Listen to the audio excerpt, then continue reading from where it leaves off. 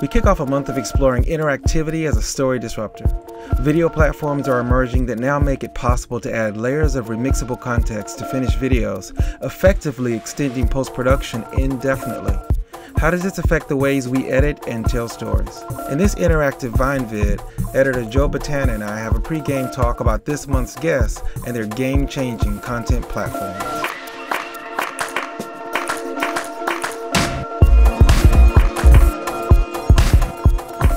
It started off as kind of this weird little trend on the fringes, but now it's becoming more and more commonplace in terms of how we are consuming media. We're watching a movie, but like we also have our tablet going and our phone going. We're checking something on Wikipedia that we saw in the movie or a documentary we're watching. We're having an IM conversation with someone maybe who has seen the movie, and so we're getting all these kind of layers of context and expansion of what we're seeing. So we thought it would be really cool to explore, new tech out there that somehow is trying to bring these kind of disparate screens, these kind of multi-screens into like one screen.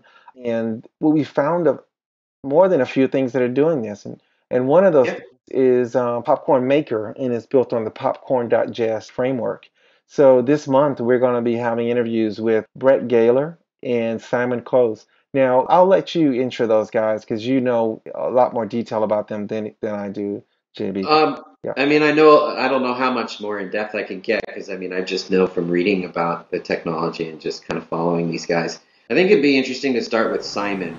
The really interesting thing about Simon is he's a documentary filmmaker who wanted to do or have this enhanced experience along with his documentary. And he thought it'd be really interesting to somehow have this additional content occur while watching his documentary, but as he found, most of that stuff kind of became obtrusive and was on the screen and was sort of distracting to his movie. So he ended up creating this thing called LinkLib, which is really fascinating. And it allows you to add time-sunk links to your content, but is displayed on a second device and not on the screen you're looking at, which is really quite fascinating. So he's going to be here, and he'll be talking about that stuff more, and it's going to be awesome. And then you'd already mentioned Brett Gaylor, who is the director of Mozilla's Popcorn project. And you know about them. You're already using them on your site now for your posts. And again, Brett also from a documentary background. But he directed Riff, a remix manifesto, and it was an award-winning documentary. And I'd be very curious to find out exactly more of how that led to him getting involved with the Mozilla Popcorn Initiative and the webmaker initiative that's going on over there at Mozilla. But it's fascinating because it's always, like, even though these technologies are really cool, it's coming from people like us. It's coming from the creative community, not necessarily from the tech. It's from, storytellers who are wanting to push the boundaries and do these different things with the content that they're creating. I think that's really exciting. That's what I'm excited the most about. Right. Well, and then what's so great is, a lot of creative people aren't necessarily coders, right? We lean more to one side of the brain than the other, the creative side. And so, and what's so great about these tools now is they really abstract the code. You don't have to know how to do that necessarily to create. So that's what was so great about Popcorn Maker is that, even though it's version 1, they spent a lot of time in beta getting that UI very, very user-friendly. And so if you've used an NLE, any of them, even if you've used like iMovie, you would know intuitively how to use this thing. It's really, look, we have a laundry list of things that we'd love for it to do, but it still is great because I just love the fact that it makes my job easier.